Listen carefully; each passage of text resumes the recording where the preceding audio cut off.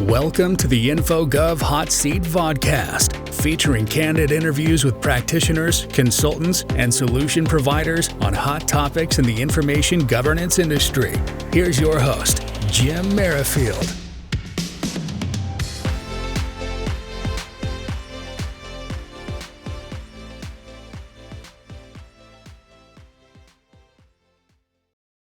Well, hello and welcome to the InfoGov Hot Seat. I'm your host, Jim Merrifield, and with me today is JC Gaillard, founder and CEO of Corix Partners. Welcome, JC.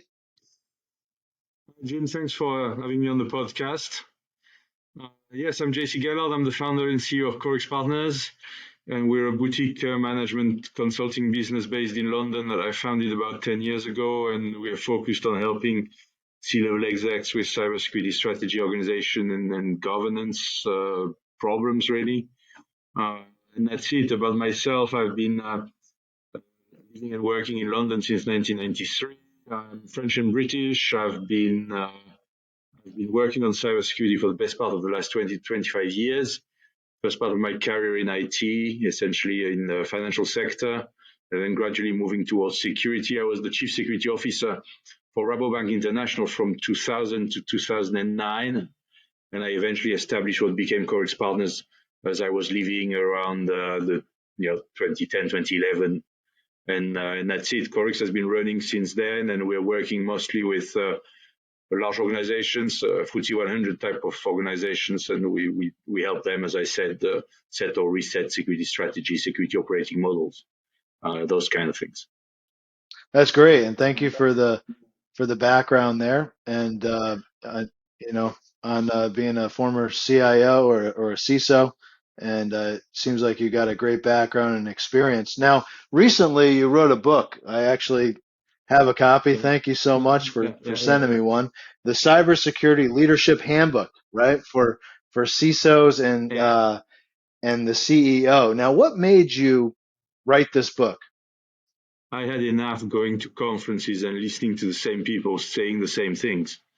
Frankly, that's the reality. And I started writing about cybersecurity around 2015 exactly for that, because I just had enough going around and around to conferences and seeing the same people, the same tech companies lining up, all telling us the same stuff. And I remember a keynote by whoever he was, one of those guys doing keynote speeches on security conferences. And he ended that keynote saying, what's fantastic about cybersecurity is what I've told you today, I could have told you 10 years ago. And I thought, stop, that has to stop. We cannot just allow the industry to keep going on and on like that. If we can't carry on sitting at the back and moaning about it as much as we like. This is not going to change anything. So together with my business partners at the time, we started, writing up our ideas. And we started publishing more and more frequently on social media, first on the Corix blogs and then on Twitter, on LinkedIn, etc., on other platforms. And eventually, one day in 2017, I realized I had 30,000 words in articles. And I started publishing those articles in print in 2017. It was all self-made. It was all homemade. And we were using those books to give away at conferences and to clients and so on. And this is what eventually became the Cyber Security Leadership Handbook for the CISO and the CIO. Last year, I decided to give it to publishers, and that's what we've done. And then it was published on the 21st of February this year, and that's it, really. So thanks for promoting it. And essentially, that's what it is. It's a compilation of articles. It's all the articles I've been writing since 2015, and we cover all the topics really around the role of the CISO and how it fits in the enterprise, how it interacts with the CIO, with the CEO, with the board. What's the right reporting line? What are the things that work, that don't work? There is a long section as well on the first 100 days of the new CISO, which some may find very interesting. And that's essentially it's a compilation of articles grouped by theme. They've been written historically one after the other over 5, 6, 7 years, and here they are presented by themes. That's essentially what it is. It's not really a traditional book. There is not really a story. There is a story, but it's presented through that collection of articles. I love it, especially the part you hit it on the first 100 days of a CISO. I think any one of us, getting a new role, especially a C-level role, um, the first 100 days is very critical, right? And especially Sure. for a CISO who is probably a CISO for the first time, right? Who's the audience for this? The audience is mostly C-level execs who want to hear a different story about cybersecurity. The narrative around cybersecurity is dominated by technical stories, by technical problems, by a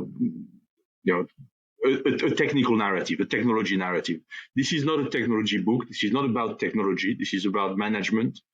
And at the heart of what we're saying in the book is that this is not just about tech. Of course, it has a tech dimension, but it is not just about tech. For the last 20 years, we have tried to deal with cybersecurity as a purely technical problem to be solved purely by technical means. That's not working. That's why we keep seeing cyber attacks day in, day out, because it is much more than just that. It's about people, process, and technology. We keep saying it. It's a bit of a cliche in the industry, but it's what it is. And until you start accepting that and dealing with it in that way, nothing will change. And when you start talking about people, process, then technology, then you start looking at the enterprise in its true complexity. Cybersecurity is cross-functional. You have to address it in its cross-functional nature if you want to drive change. And it's hard because large organizations in particular work in silo and they don't really do cross-functional very well, which is why the role of the CISO is particularly complex. And that's the story really at the heart of the book. No, that's great. So who should read the book besides like these, people in cybersecurity? Is it just for people in cybersecurity, or can someone in like maybe information governance or in another area benefit from the book? I think all those guys could benefit from the book. People in information governance, people in even compliance people, risk management people, IT auditors. All those people could get something out of the book. We talk also about GRC in it, how to make it work, how to structure a successful GRC practice. How do you work across those different dimensions? So everybody involved really in that sphere can get good ideas out of it. Again, you don't have to read it from start to end. It's a compilation of articles. You can come in and out. You can read the articles you like, which are relevant to the particular topic you're dealing with, and come back to it later. You don't have to read it from cover to cover.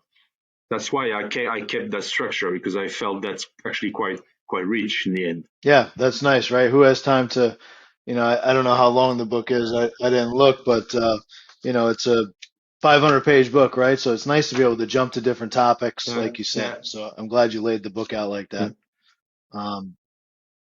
For sure. No, so how can you purchase this book? I mean, I know I got mine. You sent me a copy, but how do you actually purchase the book? It's on Amazon. That's the easiest way to get it. You can find it on Barnes & Noble as well, and on a number of other platforms, but mostly through Amazon. I think that's the easiest. You can get the link from the CorixPartners.com website on the front page. You can find the link quite easily if you follow me on social media at Corix_JC on Twitter, or you can find me on LinkedIn as well. You've got all the details on the CorixPartners.com contact page to find me, and if you find me, you'll find the link to the book quite easily, I would say. Okay. No, that makes sense. So you can get the book both in hard copy and electronic EPUB, Amazon Kindle, those sorts of things. Yeah, that's right. There is still a promotion on that, I think, for a few days or weeks. I'm not sure when the publishers are going to stop that. There is still a promotional price, I think, on the Kindle. At least there was last time I checked, and it's not going to last forever. So if you're interested in buying it in Kindle format, it's now. I'm not making a lot of money at $1.99 on Kindle format. Okay, so time is now. Perfect. Well, time's now for cybersecurity as well. So let's talk a little bit about cybersecurity. The industry continues to change, right? It has changed over the last few years, right? It hasn't stayed the same as you mentioned. What advice do you have for CIOs or CISOs, and what changes do you see coming in the coming years? You see, this is interesting because you keep telling me you've just said the industry keeps changing, and I must have a distorted view, to be honest, because I see the same problems coming up. And the threats keep evolving, yes, but large organizations still face problems they could have resolved, or they could have started to resolve 10, 15 years ago. Around identity and access management, around vulnerability management. We shouldn't be in the mess we are in many cases. You look around and you know those problems are 15 years old. You know that. And you know that if you had started to address them at the time, you would be a long way further down the line. Of course, everything has changed in between, the cloud, etc., etc. Yes, of course. And threats have evolved as well, and the enterprise has changed. But if you had developed those practices 10, 15 years ago, when they started to become good practice, then you would be far more mature than you are. You should be far more mature than you are. And in many cases, this is the kind of story I still come across. Let's not forget, good practice is 20 years old, if not 25 years old. And it still protects to a large extent against many threats. Let's put it this way. I don't want to go too far, but it still protects against many threats if it's genuinely in place across the depth and breadth of the real enterprise. So acknowledging the cloud, acknowledging the perimeterless nature of the enterprise, and so on. Good practice remains good practice, and it still protects. So what I would recommend, what I would tell CIOs and CISOs is very much look at where you are in terms of maturity before jumping at the first new tech. Okay? This is not about buying the next shiny tool. Look at where you are. Look at what you've been doing well or not so well over the past 10 or 15 years. Look back at the roadblocks which have prevented you to progress, if that's been the case, and confront those, deal with those. And if they are cultural in nature or governance in nature, don't back off.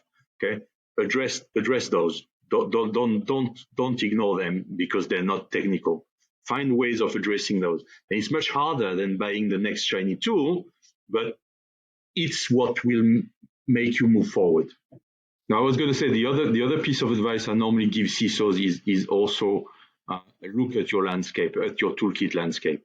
Look at it for what it's worth. Look at how many tools you have. Look at those you're using and not using. Okay? Don't keep piling up technical legacy. Okay? It's the same. It's another angle on the same story. This is not about buying the next shiny tool, but many CISOs struggle because of this proliferation of tools. Large organizations have 20, 30 different tools in the background. When you look at their cybersecurity operations, it's not workable. It creates extremely complex operational processes. There is nothing gluing everything together.